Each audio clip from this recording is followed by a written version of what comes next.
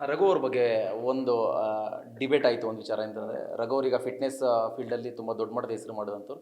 ಅವ್ರ ಫಿಟ್ನೆಸ್ ಬಗ್ಗೆ ಅಷ್ಟೆಲ್ಲ ಗೊತ್ತಿದ್ರು ಎಲ್ಲ ಒಂದು ಕಡೆ ತುಂಬ ಎಣ್ಣೆ ಹಾಕಿ ಅಡುಗೆ ಎಲ್ಲ ಮಾಡ್ಬಿಡ್ತಾರೆ. ಅವ್ರ ಬಗ್ಗೆ ಅವ್ರಿಗೆ ಅಷ್ಟೊಂದು ಫಿಟ್ನೆಸ್ ಬಗ್ಗೆ ಗೊತ್ತಿಲ್ಲ ಅಂತೆಲ್ಲ ಒಂದು ಮಾತು ಹೇಳಿದ್ರು. ಅದಾದ ನಂತರ ರಘು ಅವರು ಕೂಡ ನಿಮ್ಮನ್ನು ಮನೆಯಿಂದ ಯಾರು ಹೋಗಬೇಕು ಅನ್ನೋ ಒಂದು ಚರ್ಚೆ ಬಂದಾಗ ಧ್ರುವಂತ್ ಇರಲಿ ಸೇವ್ ಮಾಡಿದ್ರು ಕೂಡ ಅಲ್ಲೊಂದು ಕಡೆ. ಸೊ ಏನು ಹೇಳ್ತೀರಾ ಅವ್ರ ಬಗ್ಗೆ ಆ ಒಂದು ಇನ್ಸಿಡೆಂಟ್? ಆ, ಒಂದು ಆ ಆ ಕೊಟ್ಟು ತಗೊಳ್ಳೋದು ಅದೊಂದು ಆ ಬಿಗ್ ಬಾಸ್ ಮನೆಯ ಭಾಗ, ಅದು ಇದ್ದಿದ್ದೆ. ಸೊ ಈಗ ಒಬ್ಬ ವ್ಯಕ್ತಿ ಅಂತ ಅಂದರೆ, ಈಗ ಫಾರ್ ಎಕ್ಸಾಂಪಲ್, ಈಗ ಒಬ್ಬ ವ್ಯಕ್ತಿ ನನ್ನ ಜೊತೆ ಚೆನ್ನಾಗಿದ್ದಾಗ ನಾನು ಏನು ಮಾಡ್ತೀನಿ, ಅವರ ಒಳ್ಳೆತನನೇ ನಾನು ನೋಡಕ್ಕೆ ಹೋಗ್ತೀನಿ.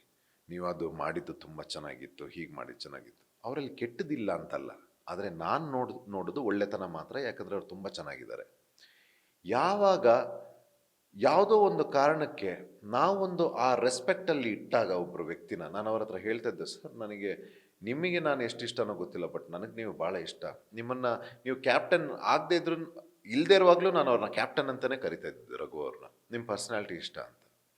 ಯಾವಾಗ ಅವರು ಯಾವುದೋ ಒಂದು ಕಾರಣಕ್ಕೆ ನನ್ನ ಬಗ್ಗೆ, ನನ್ನ ಡೆಡಿಕೇಶನ್ ಗೊತ್ತಾ ಮನೆಗೆ, ಅದ್ರ ಮೇಲೆ ಪ್ರಶ್ನೆ ಮಾಡಿದಾಗ ನನಗೂ ಟ್ರಿಗರ್ ಆಗುತ್ತಲ್ಲ ಸರ್, ನನಗೂ ಬೇಜಾರಾಗುತ್ತಲ್ಲ. ಆಮೇಲೆ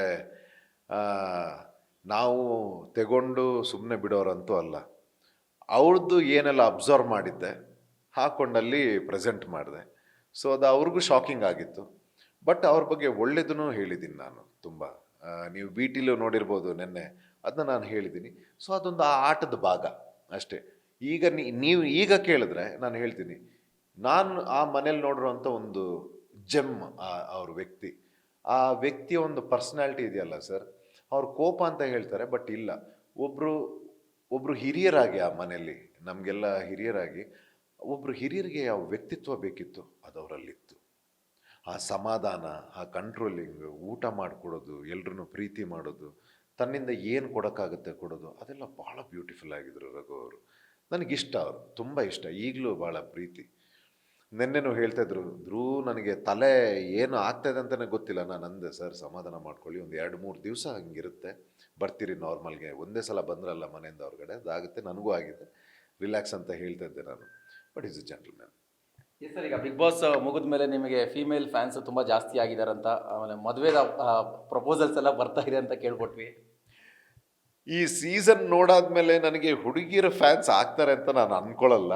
ಯಾಕಂದರೆ ನನ್ನ ಅಲ್ಲಿ ಆರ್ಭಟ, ನನ್ನ ಕಿರ್ಚಾಟ ನೋಡಿ ನೀವು ಓಪನಿಂಗಲ್ಲಿ ಸ್ಪಂದನ ಅವ್ರ ಜೊತೆ ಜಗಳ ನೋಡಿರ್ಬೋದು.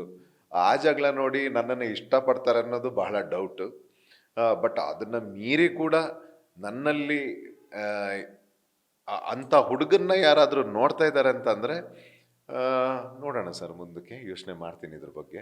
ನಿಮ್ಮನ್ನು ಅಪ್ರೋಚ್ ಆಗಿದ್ದಾರೆ ಅಂದರೆ ಹೇಳಿ ಯಾರು ಅಂತ, ನಾನು ತಿಳ್ಕೊಳ್ಳೋಕೆ ಇಷ್ಟ ಇದೆ ನನಗೆ ಅದು ಯಾರು ಅಂತ. ನಿಮ್ಮ ಪರ್ಸನಾಲಿಟಿ ಬಗ್ಗೆ ಸೋಷಿಯಲ್ ಮೀಡಿಯಾದಲ್ಲಿ ಹೆಣ್ಮಕ್ಳೇ ಜಾಸ್ತಿ ಚರ್ಚೆ ಮಾಡ್ತಾ ಇದ್ದಾರೆ. ಒಂದು ಎರಡನೇದು ನಮಗೊಂದು ಇಂಟ್ರೆಸ್ಟಿಂಗ್ ಅಂದರೆ ಒಂದು ಕ್ಯೂರಿಯಸ್ ಸರ್,